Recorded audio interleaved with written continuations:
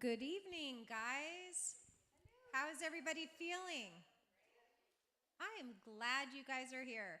We only have 2 more weeks in this class.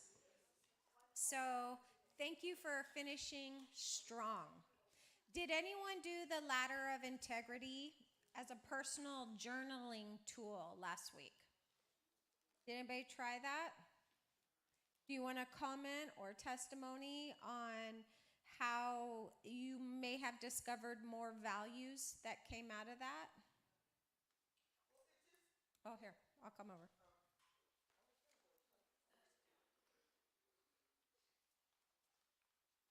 It just helped me to dig deeper. And I think once I got up to values and can't remember, but it took me back to situations and events that had happened prior where I was feeling the same thing. So there was a commonality there. And so it helped me be like, oh, okay, be very reflective and like, oh, okay, this is coming up. So this is what helped trigger that. So just helped me to get some clarity there. Tool to look at it differently, a different perspective. So different perspectives give us power to overcome those trials, right? Great job.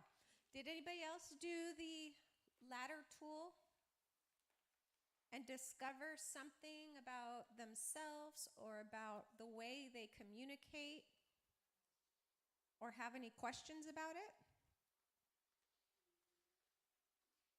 Okay. So tonight we are going to start the video on page 134. But before I forget, did everybody get a note card?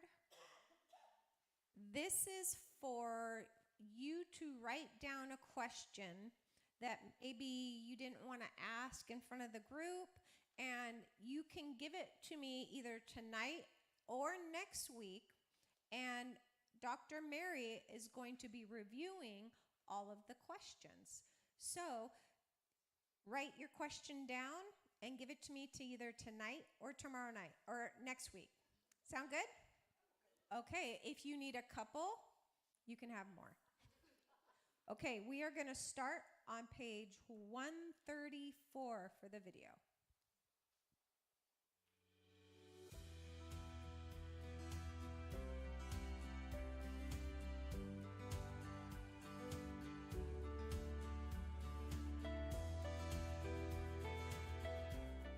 Welcome to Session 7, Clean Fighting. A core issue in discipleship in the new family of Jesus is learning how to resolve conflict maturely. Many people want to start with this skill, clean fighting. They want relief from the relational pain and tensions they're living with as quickly as possible. And we get that. But for this reason, it's important for us to give you realistic expectations around this skill. For one thing, you have to understand conflict happens on a spectrum of who takes out the garbage to a church split. In this session, we want you to think of this as a beginner conflict resolution tool. So we are not trying to deal with large, long-standing conflicts. What's also important to realize is that clean fighting builds on all the previous 7 skills we have worked on in this course. The CTR, stop mind reading, clarify expectations, genogram, explore the iceberg, incarnational listening, and the ladder of integrity. In order to be good at conflict resolution, you have to be good at knowing what's going on inside of you and be able to speak that respectfully, honestly, clearly, and in a timely fashion. You need to be aware of any assumptions you may be making or invalid expectations you have. You need to be a really good listener who is able to enter another person's world and incarnationally listen. And you have to be able to get at your values, as we talked about in the last session in the ladder of integrity. So let me ask you, how good are you at the other skills? it will be important that you continue to practice and get comfortable using them. So again, I implore you, practice, practice, practice. Now notice in your workbook, the purpose of this clean fighting tool is to resolve conflict as emotionally mature adults by eliminating dirty fighting and taking responsibility for an issue. We each come from families of origin where we learned how to do conflict a certain way. For example, perhaps your mother was a yeller or a screamer, like mine, and your father was an appeaser who said little until he would reach a point where he would explode in anger, again, like my dad. Maybe you saw relationships in your family get ruptured or broken, but never repaired. That's all I knew. How many of you had caretakers or parents that modeled for you and taught you how to deal with conflict in a mature, healthy way? In our experience, few people have. In the church, we misinterpret Jesus' words in Matthew 5:9, where he says, "Blessed are the peacemakers, for they will be called sons of God." We think peacemaking is avoiding conflict at all costs, so nobody gets upset. We mistakenly think it means we are to be nice. We don't want to rock the boat, so we say nothing and end up in what can be called a false peace. Everything looks nice and good above the surface, but actually there's tension, resentment, and anger very often underneath. But Jesus models for us true peacemaking. He didn't ignore tensions or differences. In fact, if you look closely, conflict was part of Jesus' life and ministry. He overturned the tables in the temple. He had difficult conversations with the religious leaders. He confronted the 12 disciples multiple times. He was not afraid to speak truth and disagree with people.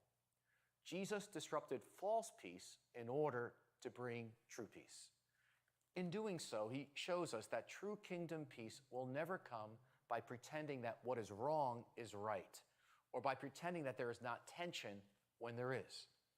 In other words, true peacemakers love God and others enough to disrupt false peace. For this reason, learning to have a clean fight is a core discipleship issue for all of us. But it's important that we begin by looking first at ways that we do dirty fighting. So turn now in your workbooks and follow the instructions.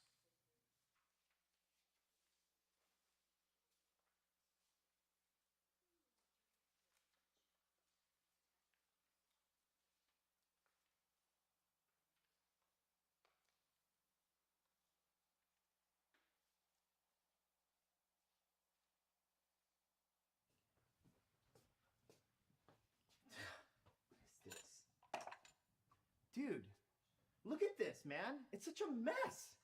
Whoa. Has anyone ever told you you're a slob? Look at this. I come home from work after a long day. All I want is to make my dinner and clean up, but there's this mess that I have to clean up every single time. I've talked to you about this time and time again. What's your problem, dude? It's getting on my nerves, okay? You need to fix this. I'm not your personal cleaning service, okay? Dude, I don't know what's your issue. Like, you've never said anything about this before. How am I supposed to know I have about said it. You're not listening. You know what? Just my last roommate was totally fine. We were good. no. Just get to work, man. I'll clean it up like I always do. Fine. I will just go then.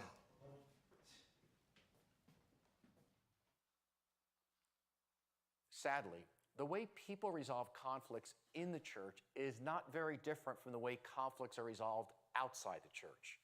In fact, it's possible to be a Christian for 5 or 10 or 30 or 40 years and still be doing conflict the same way we did it as a 12-year-old in our family of origin. If we did a genogram of our families and looked only about how conflict was dealt with, we would probably see negative generational patterns or emotionally immature ways of doing conflict that goes back generations. So make no mistake about the significance of how much is at stake when we talk about learning this skill of clean fighting. A clean fight in reality is not a fight, but a negotiation between two people for the sake of the relationship. The person asking for the clean fight recognizes they are the one with the issue. They care enough to take responsibility for something important to them rather than projecting blame on the other. The person listening to the issue They care enough to consider what is important to someone they care about. They are willing to negotiate. So, for example, I did a clean fight with Pete about his talking on the cell phone when he walks in the house at the end of the day. It was upsetting to me. Now, if he was married to someone else, it might not bother them at all, but it bothered me. So it was my issue, not Pete's. Now we're going to show you the same roommates from a few minutes ago. This time they're going to be modeling the process of a clean fight for us. So follow along in your workbook as they go through the 8 steps of a clean fight.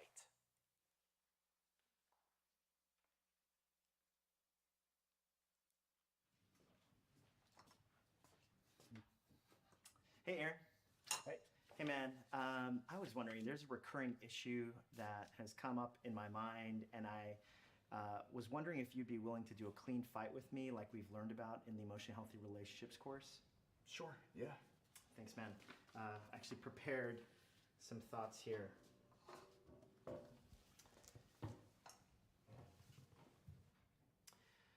So, I notice you leave dirty dishes in the sink and used cooking pots and pans on the stove for 2 to 3 days after you use them. So you've been noticing me leaving dirty dishes and pots on the sink after I've used them. Yeah. I value being able to relax when I get home from work. You value being able to relax from when you get home from work. And that means being able to cook and clean up my dinner easily. And that means being able to cook and clean up your dinner easily. Just so there's time for relaxing for the rest of the evening. So you have time to relax. Especially because I like to read and watch shows at night. Right. You like to read and watch shows at night.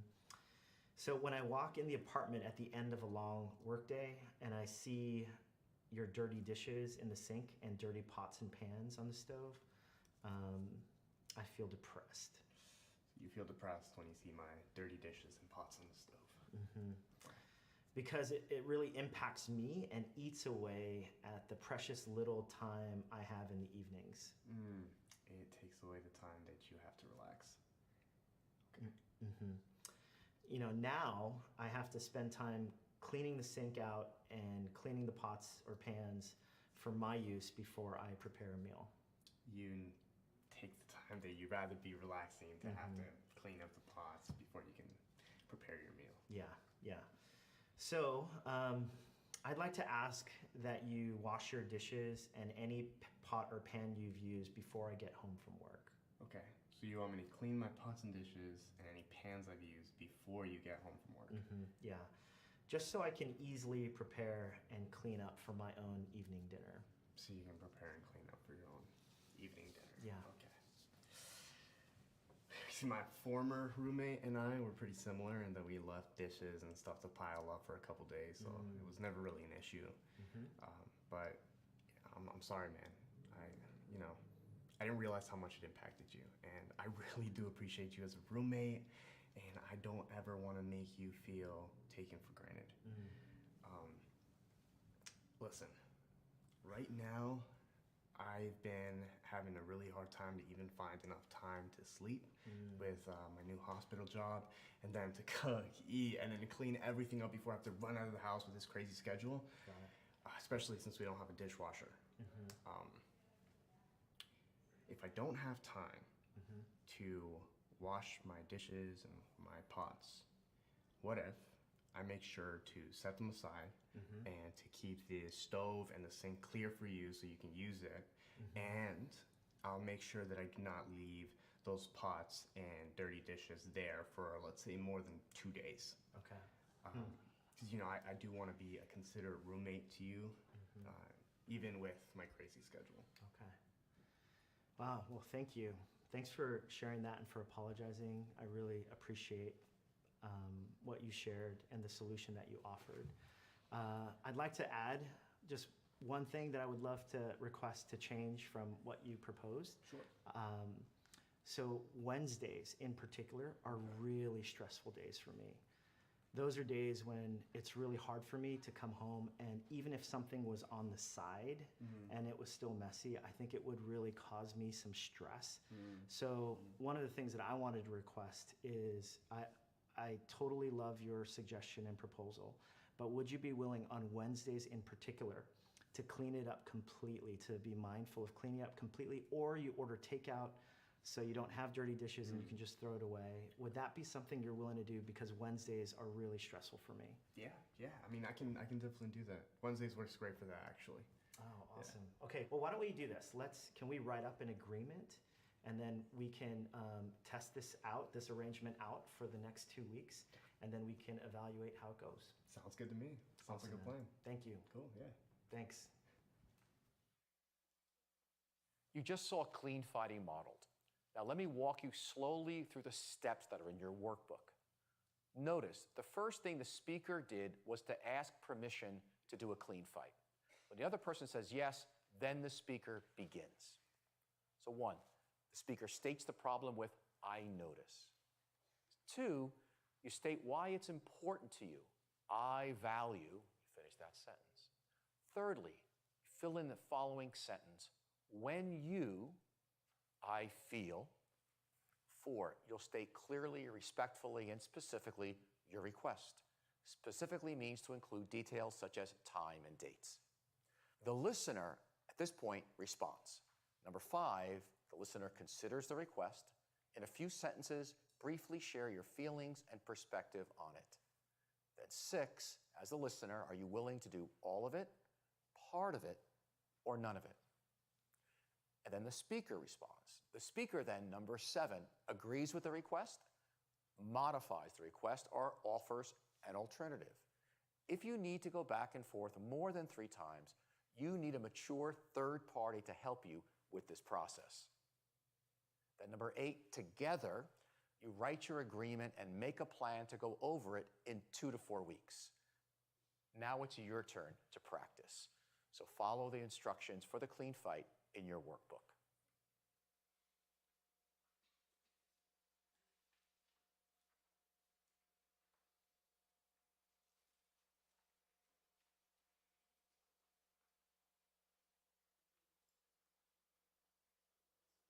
Most of us believe conflict is a sign of something going wrong, but the reverse is often true. It may actually indicate that something is going right. That's because conflict is normal, important, and necessary if relationships are going to flourish and mature over time. So let me close with a few thoughts. First, in a very real sense, God invites all of us to learn a new way in this new family of Jesus how to negotiate conflicts and differences. That is, how to have a clean fight. This radically different way of doing relationships is one of the greatest gifts we as local churches and communities give to the world around us. Secondly, conflicts quite often can be places of revelation about God. You will notice that in this week's reading from the Emotionally Healthy Relationships Day by Day devotional has the story of Jacob and his long-standing cutoff with his brother Esau. As Jacob prepares to resolve the conflict with his brother, he's filled with fear and anxiety. Yet God meets him in an extraordinary way, and Jacob is transformed in the process. In the same way as you do this courageous work of learning to have a clean, not a dirty fight, you too can expect God to meet you in new ways and mold you even more into the image of his son, Jesus. Thirdly, we each need to learn and become aware of how our triggers in the present have roots in our past. That is our genograms, especially as it relates to conflict. In fact, research shows that 96% of arguments are determined in the first 3 minutes. Let me say that again. 96% of arguments are determined in the first 3 minutes. So you want to be really careful how you start the conversation. Start softly, be mindful of your tone, your facial expressions, and your body language. And if you find yourself triggered and wanting to run out of the room, be sure to ask for a timeout. Or if you started out in the wrong tone and find the conversation spiraling downward, you can simply say, hey, I'm sorry, I didn't start out right. Can we start again? And finally, remember, not every conflict gets resolved this side of heaven. In those cases, it involves forgiveness and lots of letting go. Now, you may have inadvertently found yourself in a fight that's complex and requires significant skill to unpack and dissect. When that happens, you will want to speak to a mature mentor, a pastor, or a professional counselor. These are significant moments for our discipleship and maturing in Christ. I trust you can now increasingly see how much these skills have a lot to do with a growing spirituality. So let me encourage you to slow down, to integrate silence, stillness, and scripture into your life. Use the EH Relationships Day by Day devotional. This week's scriptures and the devotionals revolve around the skill of clean fighting. So utilize that time to be with Jesus. Open your heart to new things God might be seeking to say to you, and surrender your will to His. Now this week, your assignment is to practice this clean fighting skill. And don't be afraid. God will be with you, just as He was with Jacob.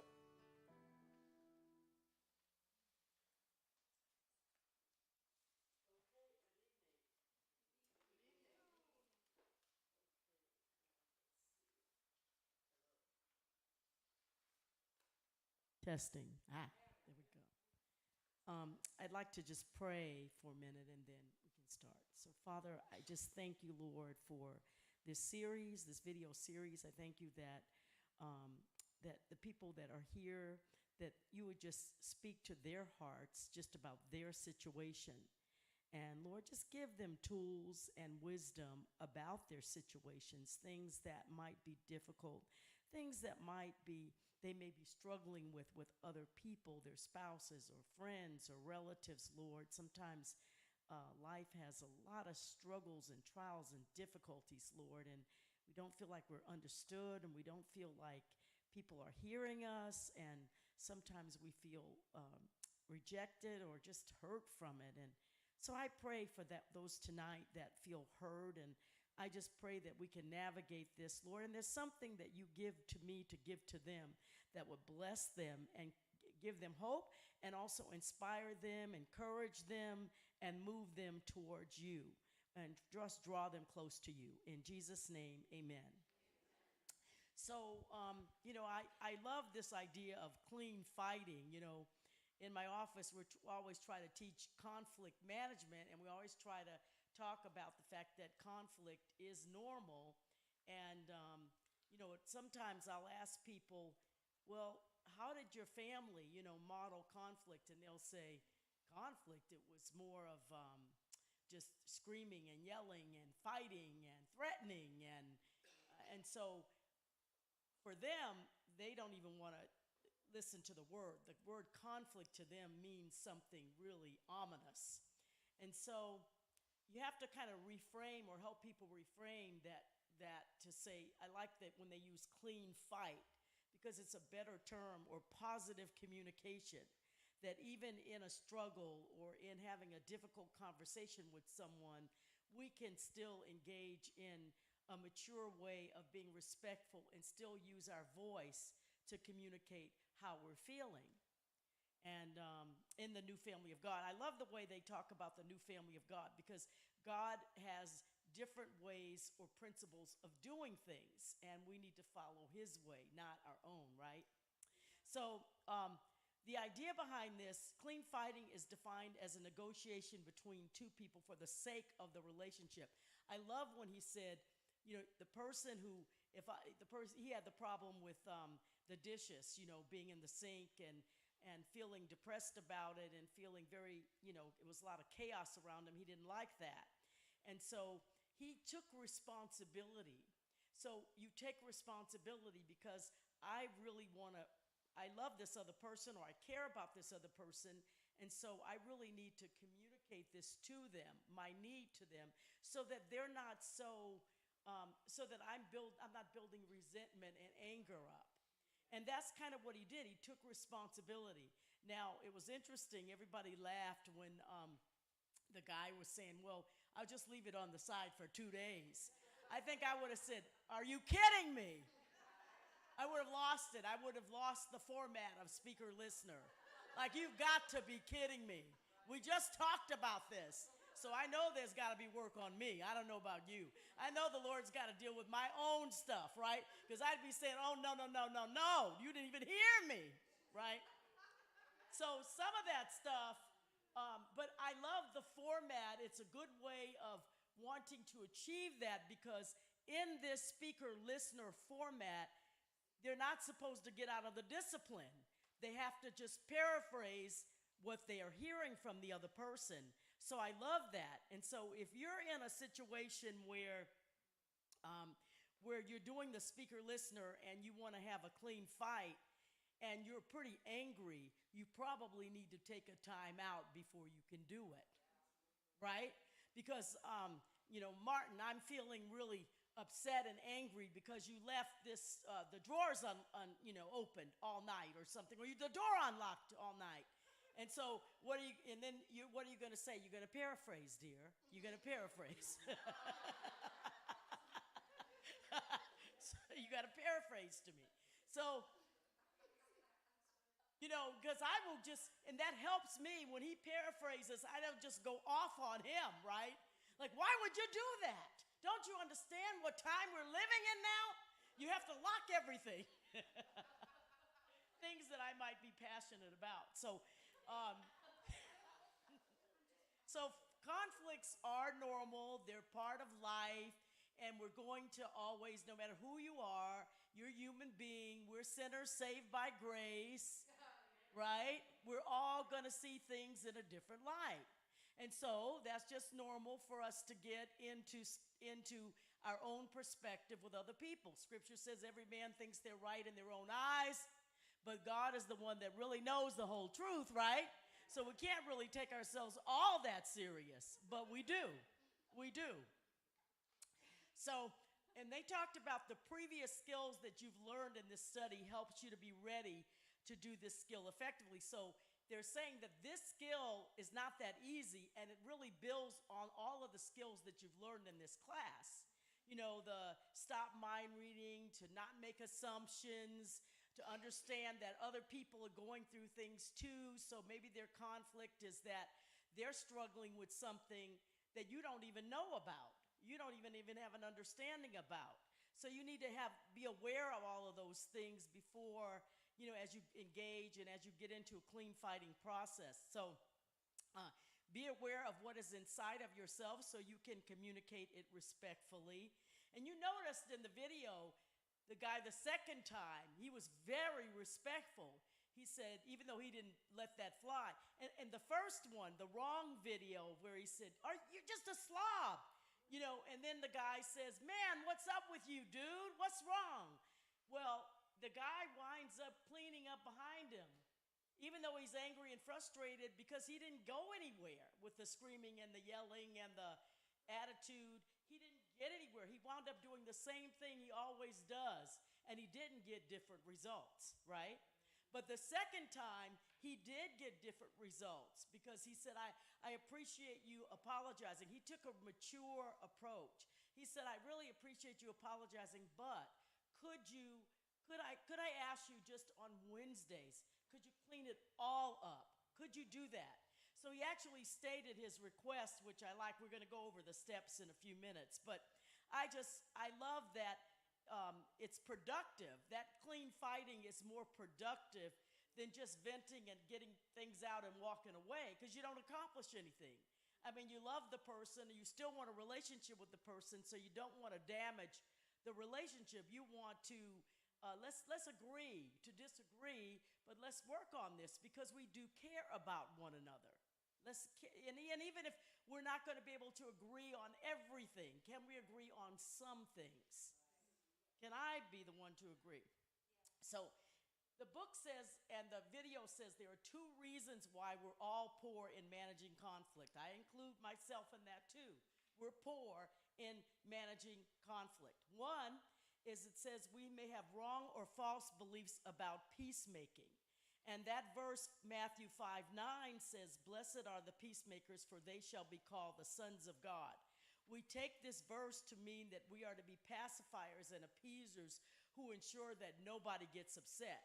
We're to keep the peace at all costs. Sometimes we do that, and when you keep the peace at all costs, you tend to, get stuff where there's like a balloon, and you're just so full up with whatever emotion there is, you know. And so it's very hard to keep the peace at all costs. That's probably not the healthiest way to manage a conflict. And so I thought that Jesus was a great example when they brought that up. I thought it's a short video, but I thought he raised some really good points. Jesus disrupted false peace to bring true peace. He was not afraid of conflict, and he was not afraid to give truth. And, you know, when the Pharisees asked him in Matthew 9:12, why does your teacher eat with tax collectors and sinners? You know, they thought they would get him. And he said, it's not the healthy who need a doctor, but the sick. Go and learn what this means. I desire mercy, not sacrifice. For I have not come to call the righteous, but sinners. So in other words, I'm a paraphrase. He said, well, if you really didn't, I'm not talking to you because you don't think you need a doctor. You don't think you need salvation. You don't think you need to be rescued. I'm talking to somebody who knows that they're sick and know they need some help. I'm here for them. That's who I'm here for. He basically told them that. He said, you're not coachable or teachable. You don't receive truth. So therefore, I'm there for them. And then that was pretty lightweight. And then later in Matthew 23, when he was getting ready to go to the cross, it was clear that, you know, the religious leaders were rejecting him and rejecting truth. He had more severe conflict, and he confronted them with some hard truths. Sometimes we do have to confront people with hard truths. And he said, you teachers of the law, woe to you, teachers of the law, you hypocrites. You shut the door of the kingdom of heaven in people's faces. You yourselves do not enter, nor will you let those enter who are trying to. You snakes, you brood of vipers, how will you escape being condemned to hell? Now that's a pretty serious indictment. And you know, I really think that the Lord was kind of helping shake people into truth and letting them know, look, don't you understand about your eternal life, salvation here? This is important. Do you understand what I'm saying to you? How will you you can't lead people astray. You have to be a shepherd. You cannot lead people astray. So don't you understand what I'm trying to communicate to you? How are you going to escape? That would make me think and step up and say, well, am I doing anything that I need to be looking at? So it's amazing to me, the example, and yet we still have this idea that says we can't stand up, we can't use our voice, we can't really communicate honesty or truth. Now, I think if there's a physical danger there, I think we do have to use discretion and be appropriate.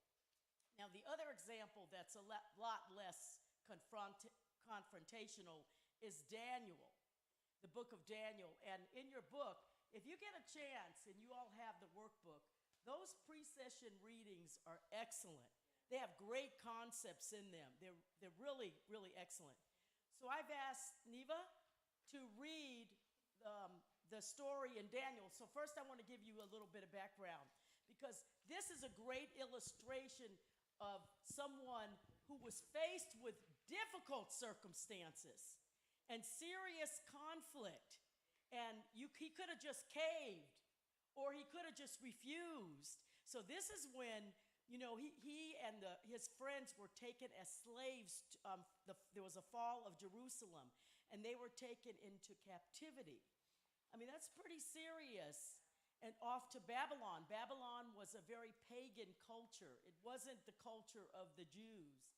And so he's and his friends are in this place where they're getting trained in leadership at this, quote, university, at the king's university. And remember, they had to listen to everything the king said.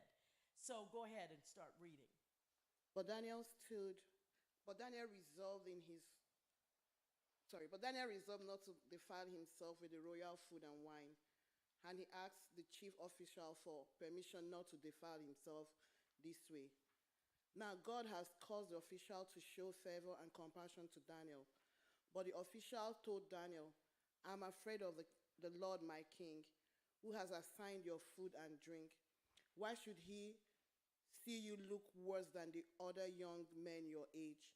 The king would then have my head because of you. Daniel then said to the guard who the chief official has appointed over Daniel, and Nehemiah, Mishael, and that's Shadrach, Meshach, and Abednego. Please test your servants for 10 days. Give us nothing but vegetables to eat and water to drink. Then compare our appearances with that of the young men who eat the royal food, and treat your servants in accordance with what you see. So he agreed to this and tested them for 10 days. Thank you very much. Now, I want you to look at, it says, but Daniel resolved not to defile himself. So how do you get out of that? I mean, he could have just said, well, sorry, king, we just don't eat like that. And so we're going to just eat vegetables and water, just defying the king. And then, they would have cut off his head and said, okay, done. And then, but God was using him. And he said, I understand. I don't want you to I'm paraphrasing, I don't want you to get into trouble with the king. So can you just test us for 10 days and give us vegetables and water and see how we are, see what our energy level is, see how we're doing after 10 days. And I promise you that we'll just do it. So he and Daniel had a relationship, and out of that relationship, he said, yeah, okay, I'll do it. And after 10 days, it says his countenance, he says that at the end of the 10 days, they looked healthier and better nourished than any of the young men who ate the royal food. Now, it took courage for Daniel to stand up in that situation. It took a lot of courage to say, just test us. But he handled it in a very gracious way with a lot of wisdom. And I believe that God gave him that wisdom to handle that situation. I think, many times if we're in a conflict with someone or difficulty, sometimes we just ignore, prayer. The Lord wants us to go to him. And as you go to him, he will give you wisdom as how to approach this situation. How do you deal with this situation? Because he certainly gave Daniel that, and they did amazingly well. They had more energy. Daniel was promoted. I mean, it was absolutely amazing to see how God's hand, when you stand up and you stand up for what is right, and you just, God gives you wisdom, and he handled it very, very graciously. So I thought that was an excellent, excellent example. Then the second reason the video says why we're poor at handling conflict is that we have a lack of training and equipping in this area. And when you did the Genogram video series, how did we handle conflict? Did we handle it in healthy or unhealthy ways? How did your parents handle arguing? Sometimes there was withdrawing or sarcasm or contempt, or there's on page 136, there's a list of dirty fighting tactics. And I think I can check every one of those that I've had. I've done some of this stuff. Silent treatment, lecturing, I'm really good at that.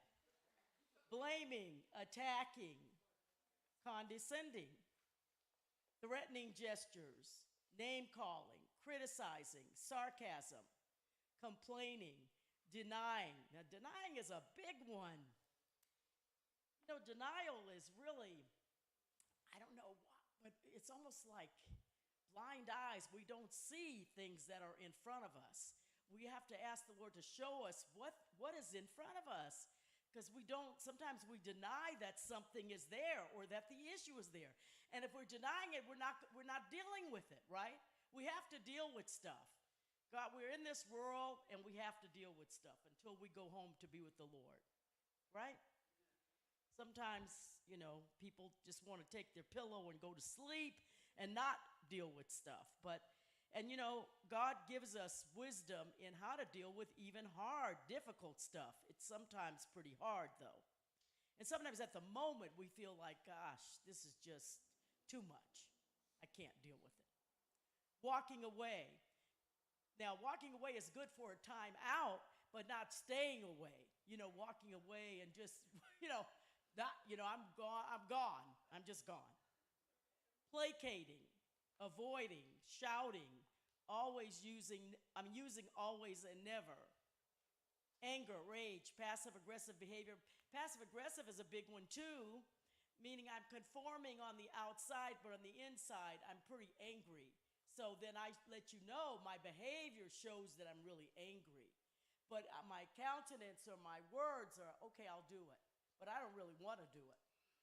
And so then I punish you for 14 days about it. It's better just to say, no, I won't do it. Don't punish me for 10 days, right? Lying, hitting, violence, or showing contempt.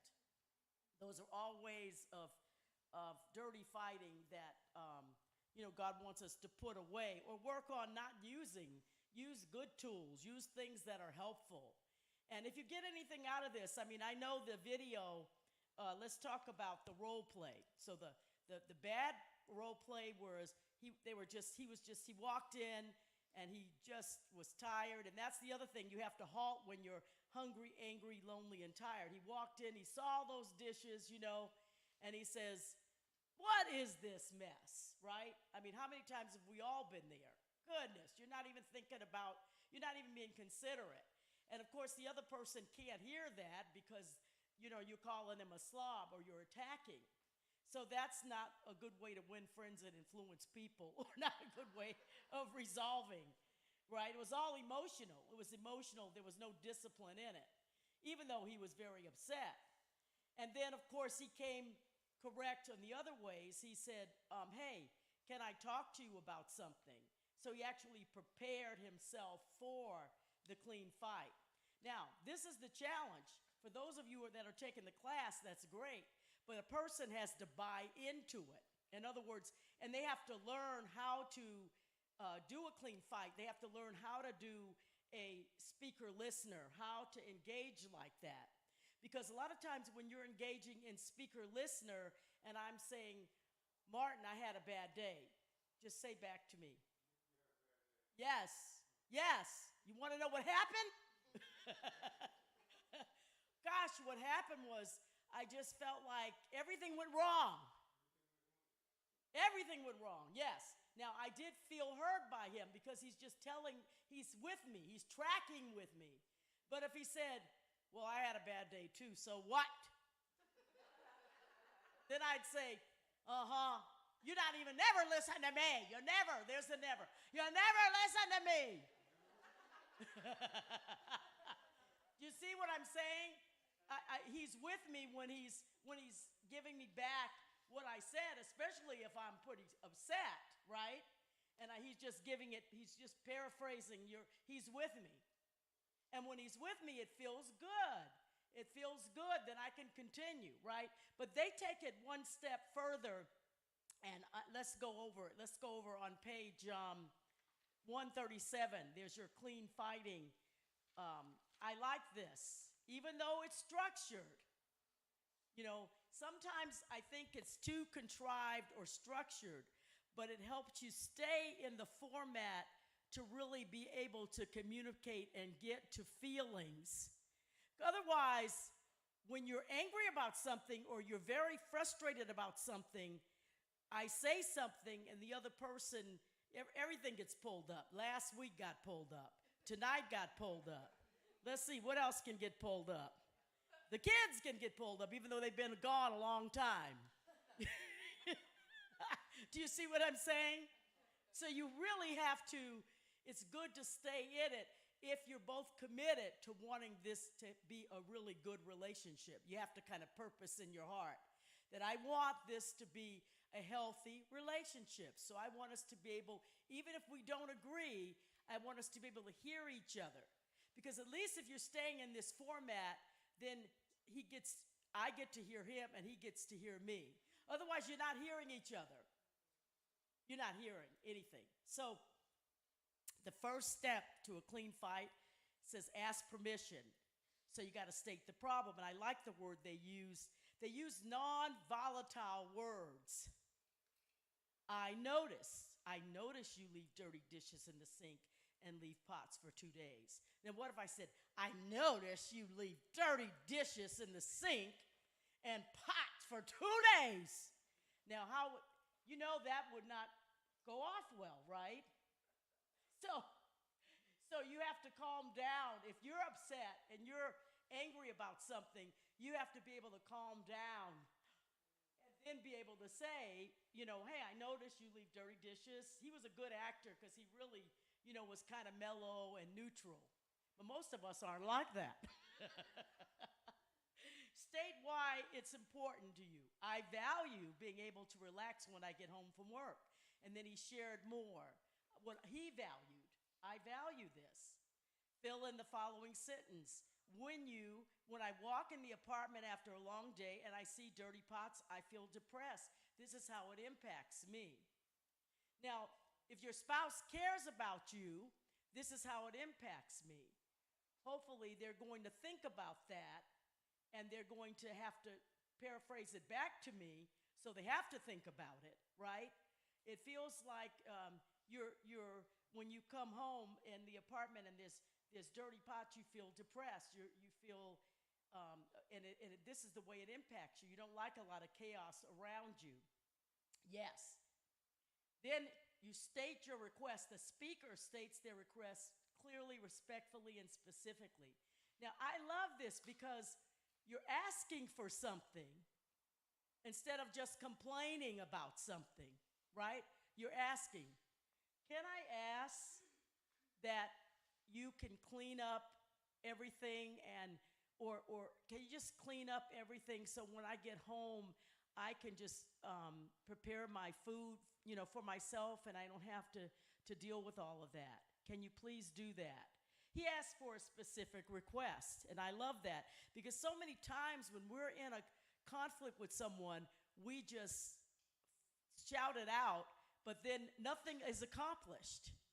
Nothing is accomplished. It's just, I'm done. That's it. Okay, so, and now what happened? Did anything change? Did we go around this barn again? Did we go around that circle again?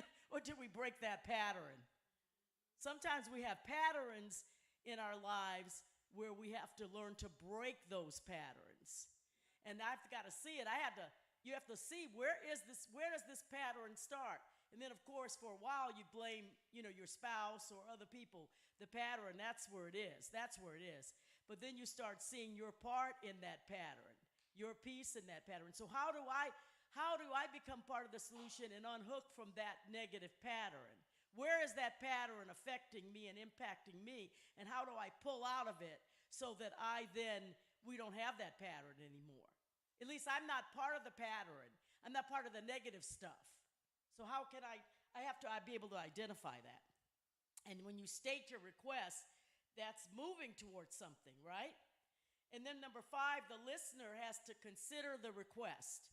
And then he had to say whether he would do part of it, all of it, what are his feelings and perspective. And and this is where it can break down because he said, I felt in my head he was making excuses. Well, we don't have a dishwasher and, I work really hard and I barely have time to do anything. So in other words, can we just, instead of 4 days, 2 days, okay? And I'm like, oh my goodness. Now, of course, with spouses and people that really are familiar with each other and we don't like that, so we can really be reactive to that and get out of format. We know how we are and say, well, wait a minute, what did you just say? That's ridiculous.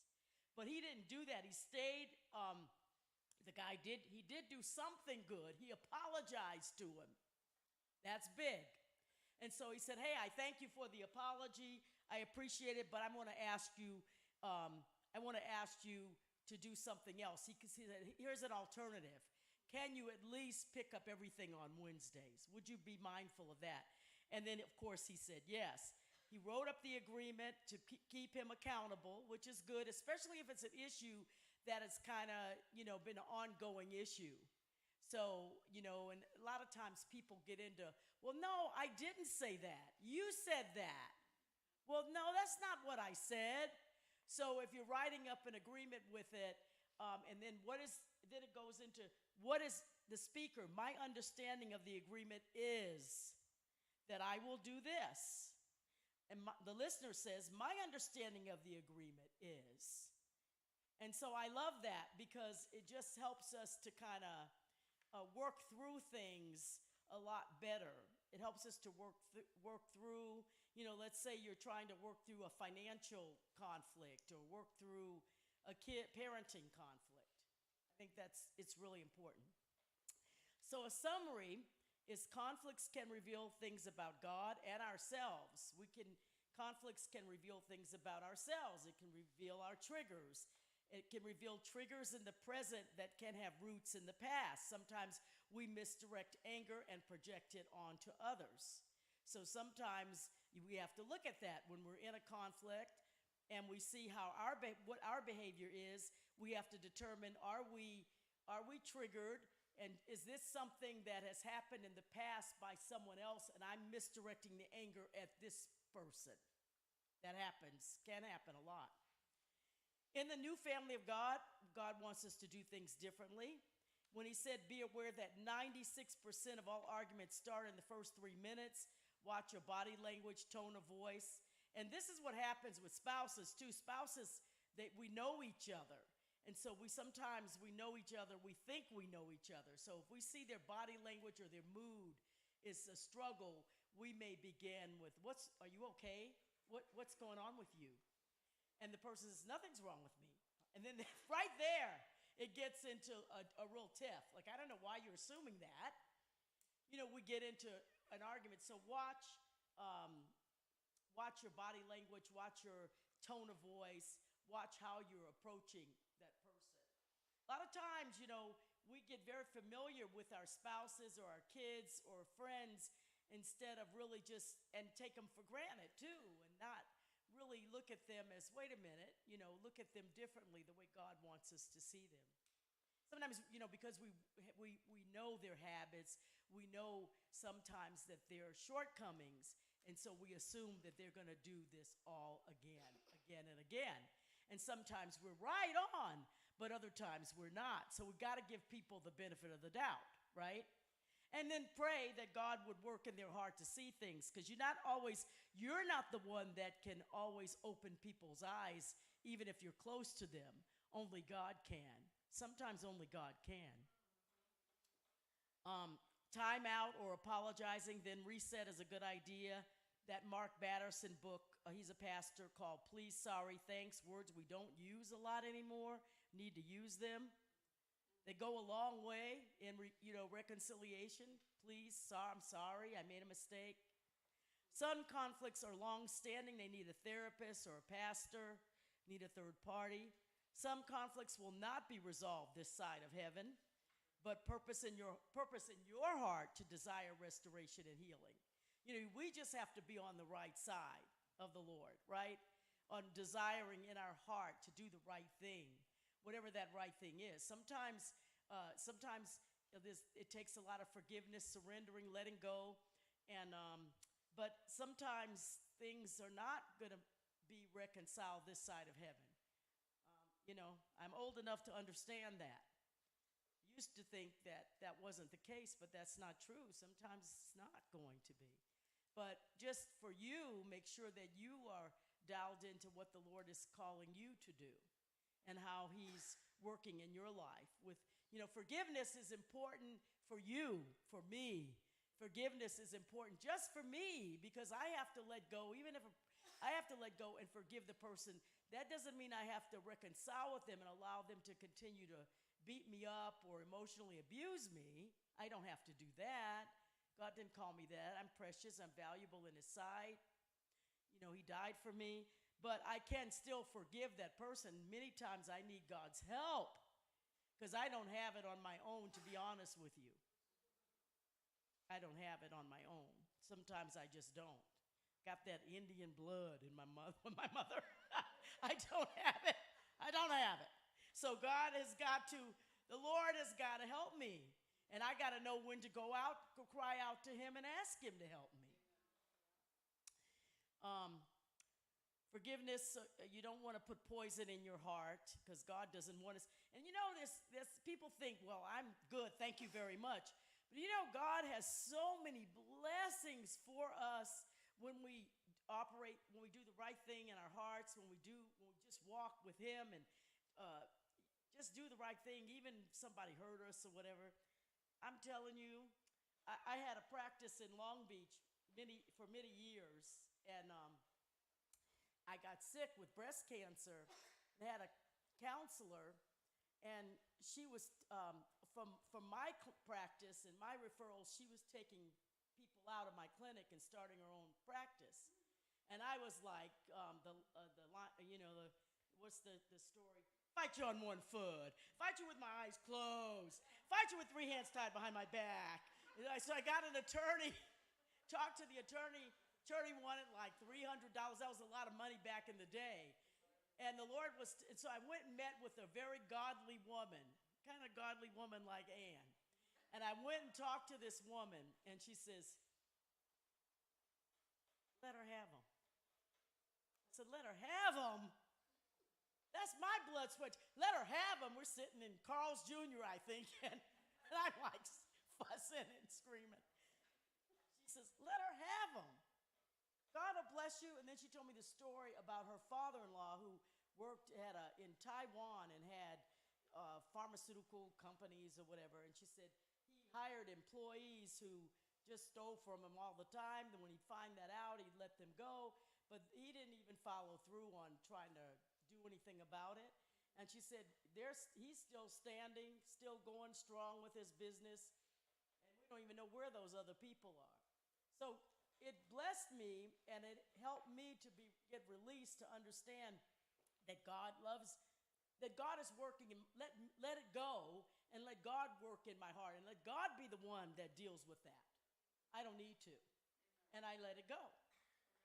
And the way that I knew I let it go is I saw the person after I got all healed up and my own recovery, and I saw this person, and I could genuinely smile, saw her at the gym, and I could smile and say, hi, how are you? And really mean it. That's God's work in a heart. That's the Lord's work. But it took me a while to process all of that. Some things you have to process, get angry about, journal about, do the ladder of integrity, journal stuff, and then you can let go. And letting go is the best way to live, because then God has so many blessings for us, and he wants to funnel it through us. And if you're so bent up and tight and twisted because of poison and all kinds of stuff and hurt and brokenness all inside of you, you're all cracked up, how's he going to get something through there? How's he going to get something through it? He can't. You're a vessel, and how's that vessel? That vessel's blocked with all kinds of red stuff, and you got to have it clear so that it could just flow right through you. Okay, so Proverbs 4:23, I'll end with that. It says, above all else, guard your heart, for everything you do flows from it. So anyway, so that's this lesson. And next week we're going to do all 8 sessions, just review, because I didn't do the first 4 sessions. So we'll review some of them, the concepts, and then I'm going to take questions, and we can have a really great discussion. That'll be fun. So we'll have a little fun in here. And I have a fun video to show you, too, a really fun video. I got to clear it with Desiree and Ann. But I have a really fun. It's fun. Okay, so questions?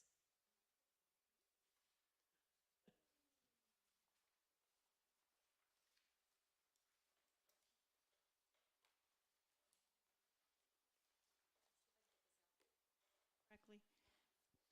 So I just wanted to ask, when you are in a conflict, triggering a conflict, and then all the things from the past start to come up into that conflict, where they seem to be unresolved, and you have not resolved them, and they become the center of that conflict that you're trying to resolve, and it's like, try to stick to the focus of what you're fighting about or what you're trying to clean fight about.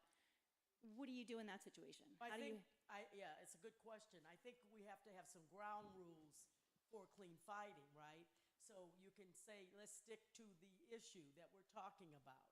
Let's stay with the issue that we're talking about. Let's not bring up other stuff. Now, this is my fight, and I'm bringing this issue up, so you have to stay with it. Now, if the person has an issue where they want to bring up an issue from the past, then they have to ask for a clean fight about that. Because it's not necessarily fair fighting to bring up things from the past if you're dealing with the one issue. Now, the challenge is if the issue has, for them, so so let's say you're doing the speaking and you have your perspective and you give your perspective, they have to give you the speaker listener, and then you're asking for something, you're stating your request. So then let's say the person has to process that, think about it. The next day, they may want to respond to that request. I mean, not just respond to the request, but have another issue. And so then you may agree to do a clean fight with them, and then you get to see what their perspective is. Because remember, all of us have perspectives about things that, I mean, oh my goodness, you can see the same TV show. My sister and I, she's a year and 7 months older, and I was over in Orange County this weekend, and she was telling me all about, do you remember, we were talking about, my father's mother, she was kind of mean, and she was mean, and she would give us this much toilet paper to go to the bathroom, this much. And one time my sister and I went to the store, and we, hate castor oil or cod liver oil, and I was the one, of course I'm the one, and I broke the jar broke the bottle, and oh boy, did we get reamed when we got back to her house. We just really got reamed. And so, you see, everybody has a perspective. My sister's perspective on something, her and I were talking about that, is totally different than mine. And so even, as kids it was different, and even as adults what we see are sometimes different. I'm saying, you really saw that? I don't remember that. Or I didn't understand that. I mean, some things we do see together, but it's amazing how couples too, because of our background differences, because of how we see things, because of male-female differences, because of all kinds of things, we are different people. And we do have to embrace each other's differences, even if we don't agree. But I hope that answers your question in a roundabout way. But I do think you have to have ground rules for clean fighting, and we don't need to muddy things up with 15 different issues. We need to focus on the one that we're talking about. Because otherwise it turns into a power struggle.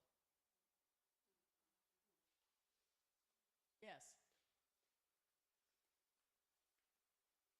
In number 5 of the clean fight, is it okay for the listener when they're considering the request to take a little bit more time, like even the next day? How much time is allowable for the listener to I think respond? I think you could if you both agree. Okay. If you both agree, because the speaker is the one that really initiates the clean fight, right? I have the issue, I'm upset about it, so I would like to talk to you. Are you willing? Are you willing to do a clean fight? Yes.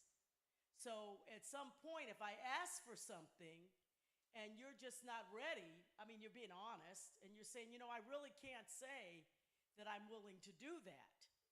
I just can't right now. But can I think about it and get back to you? Yeah, I think that's wise too in a way, because if you commit to something, and you commit to something even in writing, a lot of people won't do it in writing. They'll just commit to it, because you start learning, let's just commit to it. I mean, I think writing is good, especially if it's an issue that has been a repeat issue for a while. I think it's good, because then the other person says, I didn't say that. Well, yes, you did. You read it.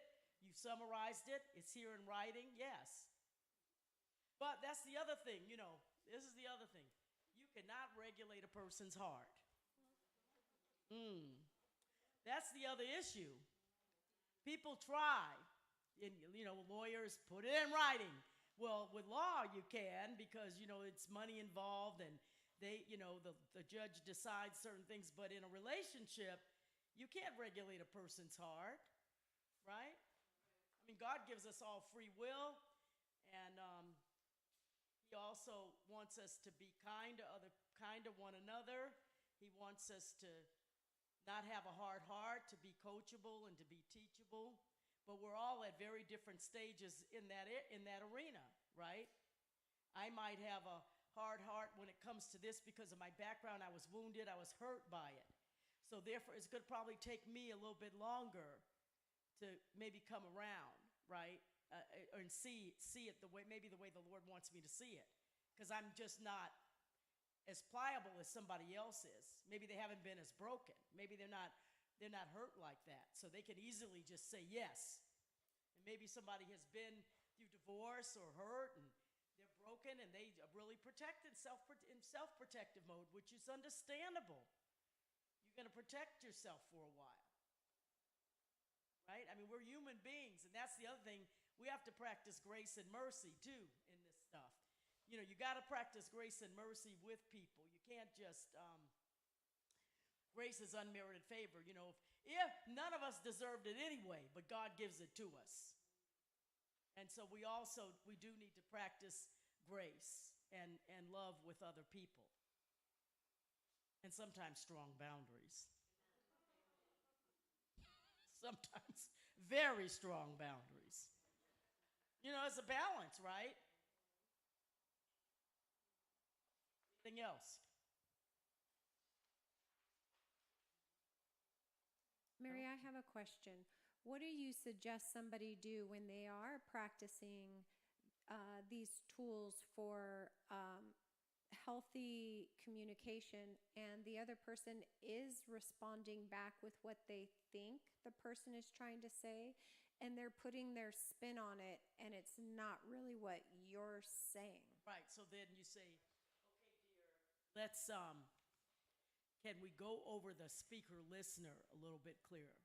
Because I do that a lot in my office. We do the speaker listener thing, and some people will, you know, just paraphrase, but they don't even say, you know, like with the video where she said, "You murdered my words." He said, "Oh, you got upset at me about the words I used." She says, "No, I didn't say that. I said you really murdered my words. I said you really, really, it really affected me, and you didn't get that." So she corrected him. So that's why, you know, in their estimation, you ought to use the words that the person does say. But a lot of times people like to paraphrase. I kind of like to paraphrase it. But sometimes people don't listen well. And they don't really hear what the person is saying. And they don't like the exercise. They really don't like the exercise because they have to listen. And they think it's just dumb. I've had people say, "That's just the dumbest thing I've ever seen." I said, "Are you calling me dumb?" You said the exercise. The exercise is good, but people sometimes don't like it because you have to be able to say, you know, the person saying something that's hurtful, for example. "I don't like it when you're neglecting. I feel like you're neglecting me. You feel like and they're very defensive already, so they don't want to hear that. So they say, "Well, I don't know what you're talking about." So they cannot stay in the discipline of doing it. And that's where you just have to say, "Hey, can we work on this? Are you open to working on it?" Because, you know, and you can't be condescending when they do something really stupid like, "That was dumb." You know, come on. You know, you have to, some people are a lot more verbal than others, right? Some people are better listeners than others. So you have to be patient, right? All of us do. I mean, I'm talking to myself too. We have to be patient, you know, like, okay, can we work on this? And then you pray about it, "Lord, help us to both help each other." And then when they start seeing a benefit from it, and they start seeing, I see that this is helpful. And then they start seeing a benefit from it because their turn to speak and to say how they're feeling or what they're passionate about, and you share with them, they start feeling like, "Oh, I feel like I'm really being heard. This is good." But sometimes even that skill does take practice because people don't like it or they think it's just parroting. They don't see it, but it does help people to hear each other. It does. It does help people to, if you're busy or you're not listening, it helps. You're in that. Can we do can we do speaker listener? Can we have a conversation? This is important. Can we hear each other? Can we have a conversation about it? It does feel like I'm being heard or you're being heard. And that does feel good.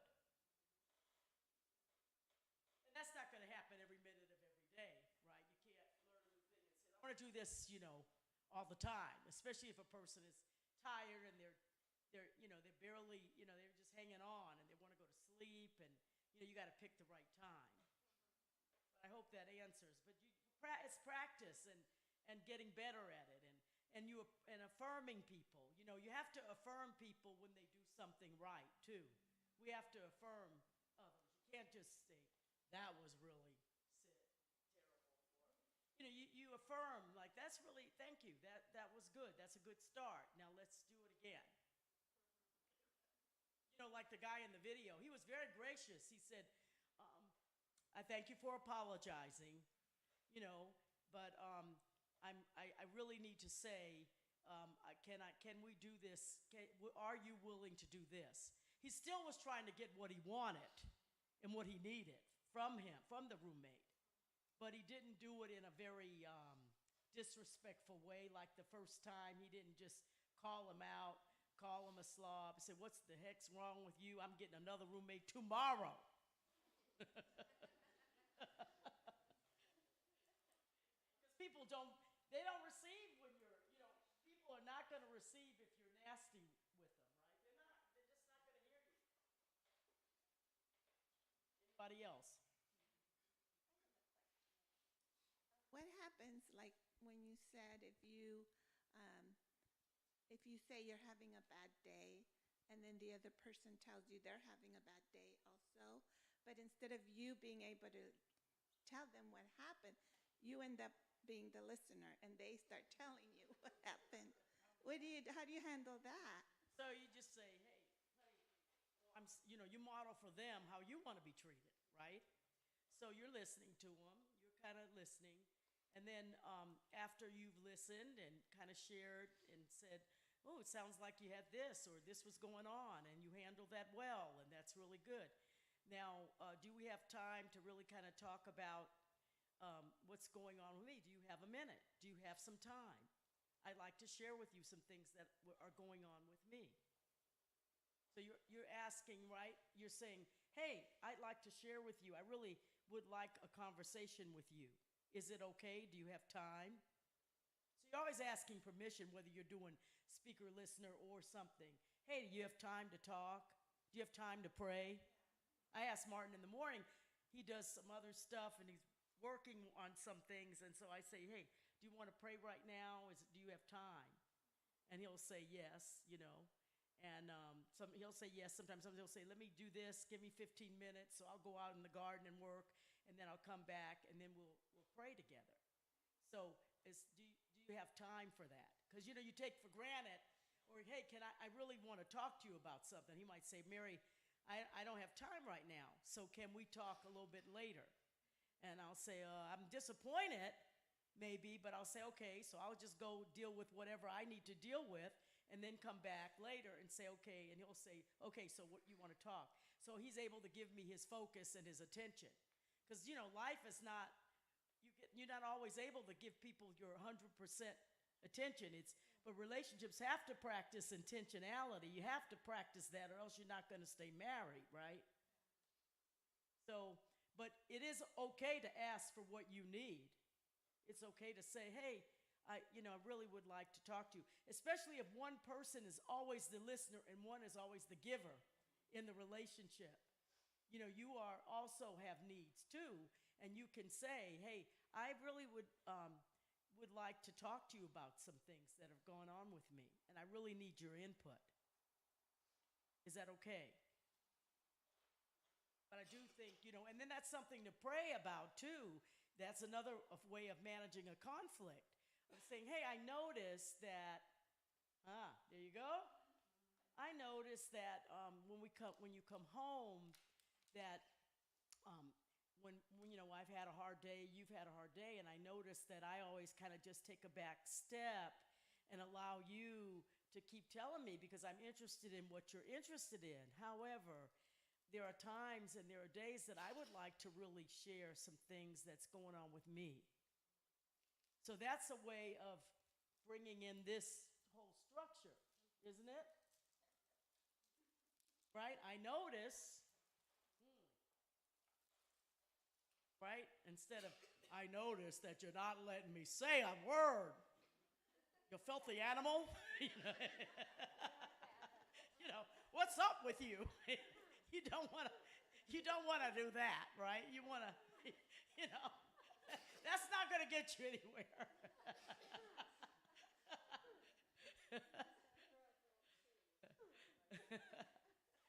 Right, and I think because sometimes people don't recognize, they're so used to being in these roles. We play these roles. We're in Orange County this weekend. My husband normally makes coffee every morning. I don't, so I'm like, where's my coffee? Where is it? What's going on? Where is my coffee? And my sister wasn't up to make it, either she or he, one of them made the coffee. And so my sister got on me. She says, you can just make the coffee. Just make the coffee.